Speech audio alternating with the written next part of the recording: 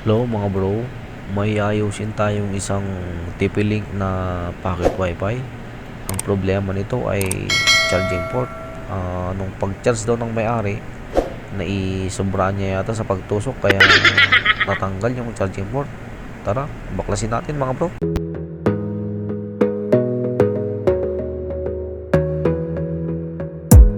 You gotta focus on yourself, on your faith, on your dreams, on your mind, on your health, yeah. You gotta work, never tell, keep your head down, find what you love and excel, yeah. Ito mga bro, binabaklas ko na yung pinaka-cover niya. Sana hindi nadamay yung lagayan ng charging port, yung mga pin para sa board niya. Para hindi tayo matagalan maglagay, kasi pag nadamay yun, ano naman tayo ngayon. Ito, pakita ko sa inyo mga bro. Kung makikita nyo mga bro, ayos naman yung pinaka ng board nya, wala naman tuklap, kaya maghanap muna ako mga bro ng pampalit muna. At dahil wala tayong pampalit na available na charging port mga bro, buti na lang may bluetooth tayong earphone na pagkuhanan. Kaya ito na lang ang ilalagay natin para sa charging nya ng packet wifi. Tatanggalin ko lang ito mga bro, lalagay natin doon. Siya nga pala mga bro, kung napadaan ka man sa aking channel o nagustuhan mo ang aking video, huwag mo namang kalimutan mag-subscribe, like, o share, at pahit na rin yung notification bell mga bro para maging updated ka sa mga bago kong video na ilalabas. Maraming salamat mga bro. At eto na siya mga bro, natanggal na natin.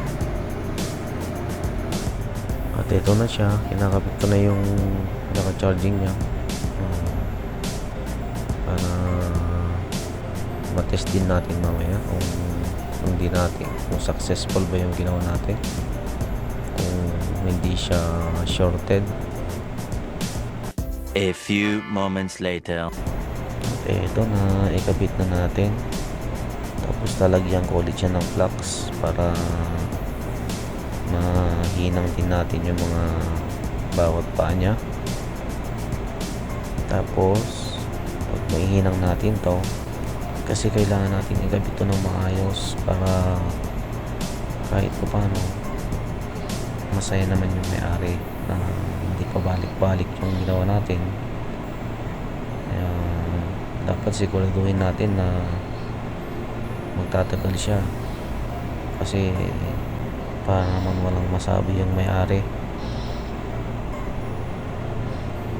At eto na, ikabit na natin. Ihinahin ko pa yung gilid to gilid nito mga bro para mas makapit yung hinang natin, mas sigurado siyang hindi na matanggal kahit may tusok man siya ng mainggi o malakas. At least nakahinang yung gilid niya mga bro. Eto, okay na siya.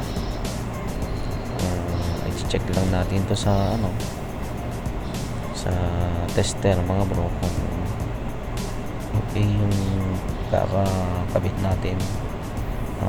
Kasi tayo sa buzzer mga bro, i-check ko siya kung okay yung bawat pin niya, kung hindi sila nagpadikit-dikit. Yan, makikita nyo wala siyang buzzer na may ilaw. Yan, i-check ko sa ground yun, okay siya. Ground to positive, wala siya mga bro, okay siya. Kaya ganoon lang siya kadali mga bro. Kung nag-aalangan kayo, ganoon lang gagawin nyo. Test nyo lang siya kung nagkadikit-dikit sa pagkakabit ninyo, pag hinihinang, kasi hindi natin may iwasan yun. sinigurado lang mga bro.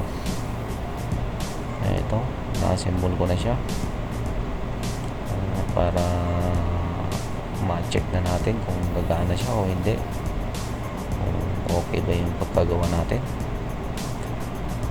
Ito, check mo natin kung gagana siya, kung mag-charge siya. Charge lang natin. Ayan, nakikita nyo okay na siya. Hintayin lang natin mag-blink yung ng battery mga bro. Kung mag-blink yung ng battery nya, ibig sabihin yan nagkakarga na yan. Kung makikita nyo, nag-blink na siya mga bro, okay na siya.